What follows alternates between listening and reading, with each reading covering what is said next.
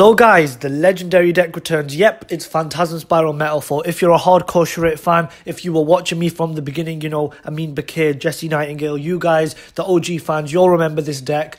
You guys figured it out in yesterday's video. I was kind of hinting that I was going to make this deck profile, and of course, I'm making it now. I actually love this deck so much because I came up with it. I was the first person to ever upload anything to do with this deck to YouTube. Now, right now, there's like a few other videos from other people, you know, they saw my idea and tried to copy it a bit. But this concept, this deck concept is mine. Everybody was like, oh, Phantasm Spiral, let's play them with Paleo. Sure, it's like, no, we do it a bit different. We're going to play it with Metalfoe. So finally, after so many months of ignoring this deck, I haven't made an update for this deck in God knows how long. I'm finally giving you guys the deck profile. Hope you guys enjoy. Guess who's back again.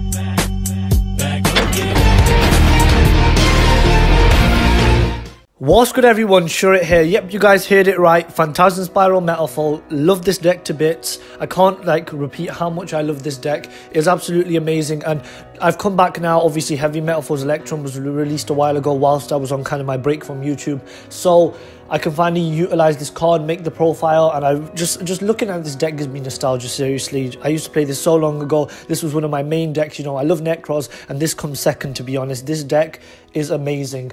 And what do you call it? You guys probably noticed the old intro, the super old intro, the one I actually made with Microsoft PowerPoint. That's how good I was at editing and making intros and stuff. I obviously use that intro because it kind of fits the theme, you know. Right now the theme on the channel is like Legends Never Die, so I figured bringing back this deck really does kind of reiterate that point. Legends do never die, of course. Sure, it never dies. This deck will never die, and hopefully if we carry on YouTubing for years to come, we can carry on playing this deck. Well, we'll see what happens. We'll obviously carry on playing Necros. Maybe this deck will stay up there with Necros. So enough rambling on, let's get started with the profile. First up, of course, 2 copies of Phantasm Spiral Dragon. The artwork on this card is beautiful. I don't really like, there's not really much to explain. Obviously, it's a normal monster. It's got 2,900 attack points. It's so easy to summon off the equipped cards, which obviously I'll go into.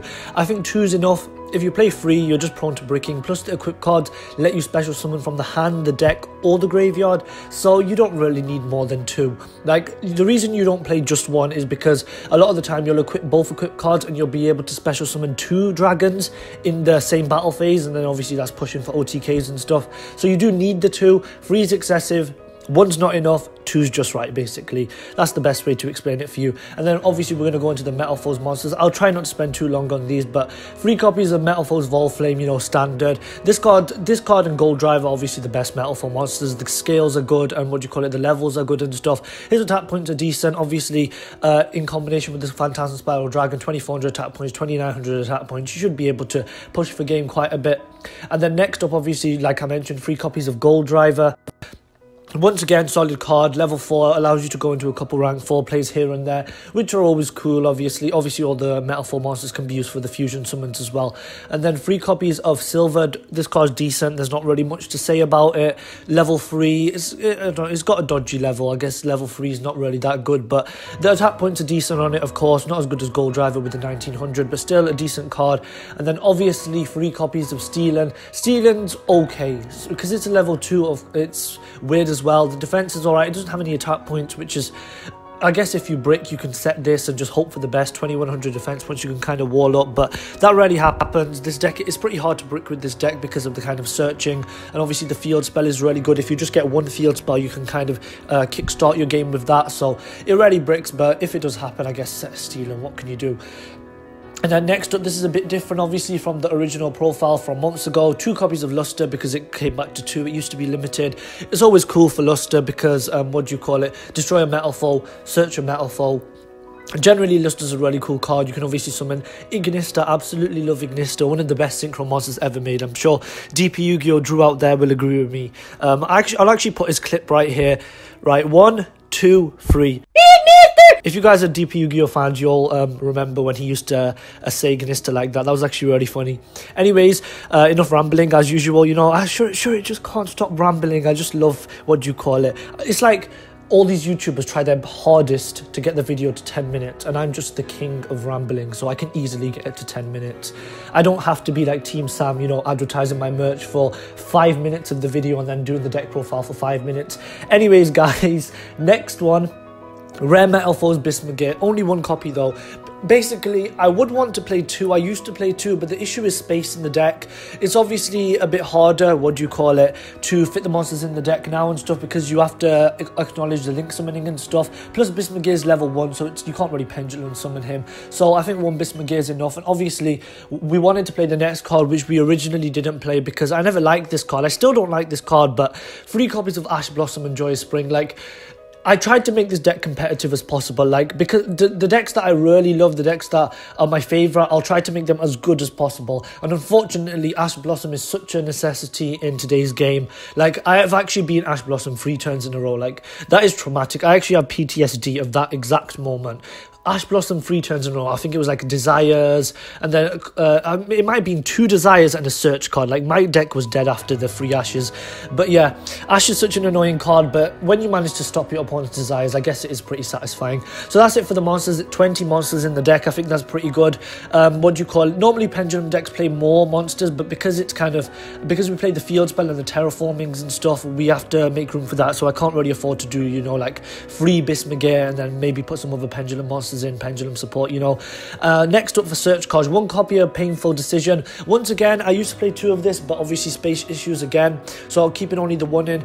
I decided to keep only the 1 in because it does say you can only activate 1 Painful Decision per turn, and there has been instances where where you'll draw 2 Painful Decision even though you only play the 2, which can be really annoying because with Metalfoes, you need as many Pendulum monsters as possible to kind of kickstart your plays and kind of go into your game, grind it out, set up your board, everything you need to do. So 1 copy of Painful Decision, it's fine. Like, the searching of this deck is already really good with the Lusters, and obviously the next card, which is 2 copies of Summoner's Art. I kept this the same. Some people play 3 copies. I think 3 is a bit excessive. 2 copies to get the Volflame to your hand, considering it only has 1 target. I think 2 copies is enough. And then next up for the Metalfoes, like spells, we have 1 copy of Metalfoes Fusion. Some people play 2. I think considering it recycles itself, 1 is enough. And once again, we still have the space issues. Really cool card as well, that it gives you that extra draw, because you know with Metalfoes, like, the extra draw can mean so much. It can get you another Pendulum monster, it can set up your Pendulum summon. Like, sometimes what you'll do is you won't realise you're popping off so much, and then you'll mess up and you'll only have 1 scale, but then you'll shuffle back Metalfoes Fusion and draw the other scale, so you can kind of sort out your misplay there. Because obviously with Metalfoes, sometimes you play a bit like too fast. I don't know if this is just me, but personally I just play the game really fast. I don't think through it too much, so I think Metalfoes Fusion does really help if you kind of misplay a little bit. And then obviously next one, full Metalfoes Fusion, not as good as the Metalfoes Fusion. It is quick play, so I guess you can use it in your opponent's turn, which is always cool for the Alcahest. Or is Alcahest effect a quick effect? I actually haven't played this deck in a while, I can't really remember. Drawing your opponent's turn, yep, so Alcahest is a quick effect, therefore the full Metalfoes Fusion works really well with that. And then next up, the main card, the card that makes the deck, I think. 3 copies of Pacifist, the Phantasm City. I actually pronounced that well, though. I'm proud of myself. It's a bit hard to do that sometimes, but Pacifist, amazing card. Really cool field spell. The fact that you can, search Phantasm Spiral cards, you can special summon tokens, which works for your traps. And I say traps, I mean trap.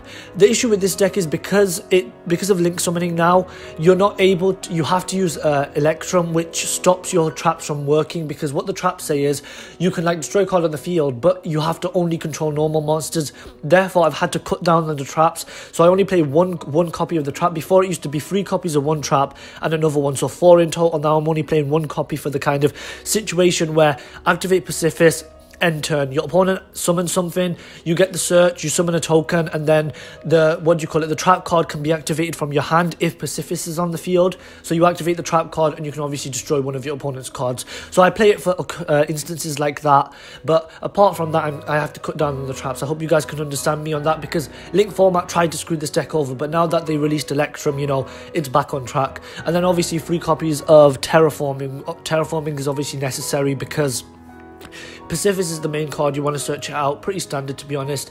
And then obviously more vital cards in the deck. We have the equip card, 2 copies of Phantasm Spiral Grip. It obviously gains attack points, and when it destroys opponent's monster in battle, you can special summon the dragon from your hand, field or graveyard, and then inflict 1,000 damage to your opponent. Overall, a really good equip spell. Like, Phantasm Spirals, I think, like, if they had a few more cards to support them, like if you could play the deck pure, I think it would be like already like a top contender to be a deck, because I think you could use these cards and you could have kind of a stall aspect, so it could be like Paleo 2.0, but unfortunately you have to mix it with other decks, which is cool because I love this deck. That's all I've said. I've probably spent 5 minutes of the video saying I love this deck. Anyways, next up for the next equipped card is Phantasm Spiral Crash. It's if your opponent's equipped monster attacks a defense position monster, inflict piercing battle damage, and then when it inflicts battle damage, this doesn't have to be piercing by the way, when it inflicts any type of damage, so if it does like a direct attack, you can special summon a dragon from your hand and change one attack position monster to defense mode, so that kind of allows you to use its first effect for the piercing damage as well, which is always cool. And then one copy of Phantasm Spiral Wave. Originally I used to kind of ignore this card, but obviously because we cut down on the traps, we had the opportunity to put in the wave, so you had more of the equipped cards.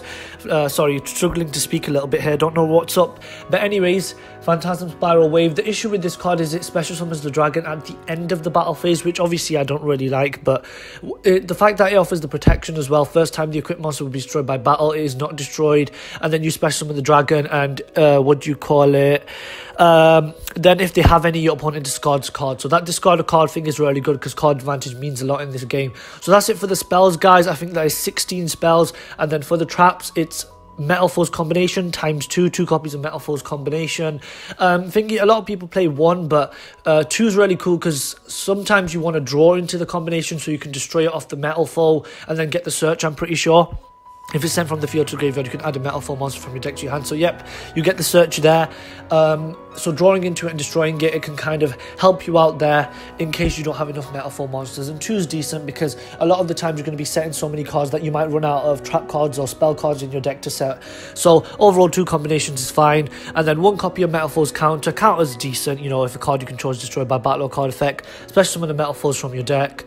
And except the turn this card was in the graveyard, banish it and then add a Metalfoe's pendulum monster from your extra deck to your hand, so obviously allows you to regain card advantage. So overall a cool card. And finally the lone wolf, we have Phantasm Spiral Battle. 1 copy of it, used to be 3 copies of it, but what can you do, man? Link format, don't know. I actually don't like the fact that link format came around. I know a lot of people got over it. I personally didn't get over it. I preferred the game before, but what can you do? Like, it's Konami and I can still play my Necros, so as long as I can still play my Necros, happy days. Right, that's it for obviously the main deck. 4 traps, 16 spells and 20 monsters. Overall really cool. I'm just not that happy that I had to put Ash in, but what can you do? We got to be a little bit competitive, of course.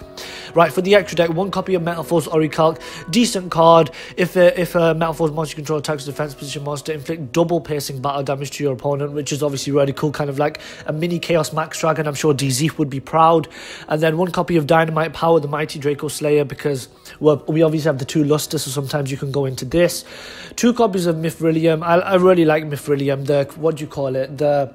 God, I can't think of the word here. Oh my god, recovery, that's it. The recovery it allows you to have. Due to its effect, target 2 Metalfoe's cards in your graveyard, 1 card in the field. Shuffle those targets into the graveyard from the graveyard into the deck, and if you do, return the target on the field to the hand. So really cool. And the next effect is if it's sent to the graveyard, special summon Metalfoe's Pendulum from your graveyard or face it from your extra deck. So Mithrilium is really cool for its its bounce back effect and the fact that it offers you recovery. And then obviously Alcahest to work with the full Metalfoe's fusion, and the fact that it can kind of absorb one of your opponent's monsters, kind of like a Thousand Eyes Restrict, I'm pretty sure, or Relinquished, or whichever one. I think both of them absorb one of your opponent's monsters, but kind of like that. That's really cool. And then obviously we got Ignista. I'll put the clip again. DP Yu-Gi-Oh, take it away. Ignista, really cool card. I really love this. Like, one of my favorite synchros, if not my favorite synchro. Well, I guess Trishula's my favorite synchro. Sorry, Ignista, I love you, but you have to come second place to the main man, Trish. But Ignista, really cool card. I'm not going to explain his effect, because if you don't know what Ignista does, get out of here, okay? Unsubscribe. Actually, please don't unsubscribe. I love you guys. Right, next up for the Xyz monsters, Utopia the Lightning, and then Utopia, of course. Generally is good for attacking over them boss monsters, you know, Chaos Max Dragon. We've got to beat Chaos Max Dragon, the best card in the game, DZ. Once again, you'll agree with me on that. 1 copy of Dark Rebellion Xyz Dragon. I love Dark Rebellion Xyz Dragon. I watched the Arc 5 anime. Yuto was a cool character. I've always liked Dark Rebellion Xyz Dragon. It can help you push for game, because like if you got 2 gold drivers, that's 3,800 attack points, but then Dark Rebellion can potentially get up to even like 5,000 or some 5,000. No, he can get up to around 4,000 on average, so that's a bit more than the gold drive. And obviously a little bit more attack points can mean a lot sometimes in this game when people are paying life points with strikes and stuff. So overall, Dark Rebellion Sea Dragon, cool card. Next one, number 41, Baguska. I have a love-hate relationship with this card. If it's against you, I want to stab it. If it's with you, I want to hug it, you know. That's basically the concept with Baguska. Next up, one copy of Castell Standard, you know, the removal is always cool. And then one copy of Magister Paladin, the Ascending Draco Slayer. Overall, cool card. It just this deck is so much nostalgia attached to it. Like, if you guys were like me and saw back in the day when you used to watch my channel and made this deck profile and played it against me, not against me, if you guys played it, then I'm sure you guys will feel a sense of nostalgia watching this video. And I do recommend for anybody who's first seeing this deck to really try it out and really give it a chance, because it's a really fun deck. Like, Metalfoes by themselves are pretty fun because of how fast and how, you know, how erratic it is to play the deck. Erratic, what a word, Shurit. Go on, Shurit. Good use of words there. But yeah, it's a really cool deck. And then if you add the Phantasm Spiral in, the fact that you're just special summoning these big dragons, dealing a bunch of damage to your opponent, it's just really cool. And then the card that has saved the deck, the Lord and Savior. Actually, no. Shurit is the Lord and Savior, but this guy comes close. Okay, he's my disciple. We'll put it like that. Heavy Metalfoes Electrum, you're my disciple. 3 copies of Heavy Metalfoes Electrum. Absolutely amazing card. You can add a Pendulum Monster from your deck to your extra deck face up. Do I really need to explain this card? Come on, guys. Like, it's seen meta play at this point recently, so I'm sure you guys know what it does. But you know, we'll prolong the video even more. Like, this is the last card, and then once per turn, target one other face up card you control, destroy it. Add a face up Pendulum Monster from your extra deck to your hand. Absolutely amazing once again.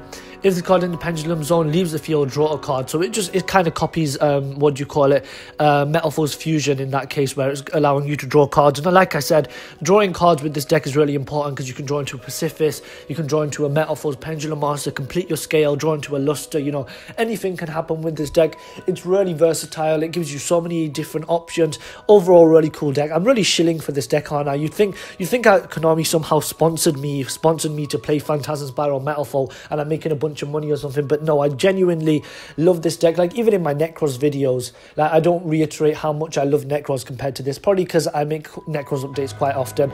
But yeah, that's been it for the deck profile, guys. Hope you guys enjoyed. Obviously put a lot of effort into it, you know, the animations, the transitions, the 4K backgrounds, even though I don't render it in 4K because it takes years. Like, if you render a video in 4K, you're basically going to be sitting there for 3 hours waiting for it to render. So 1080p is good enough for right now. This has been Shurit. Peace.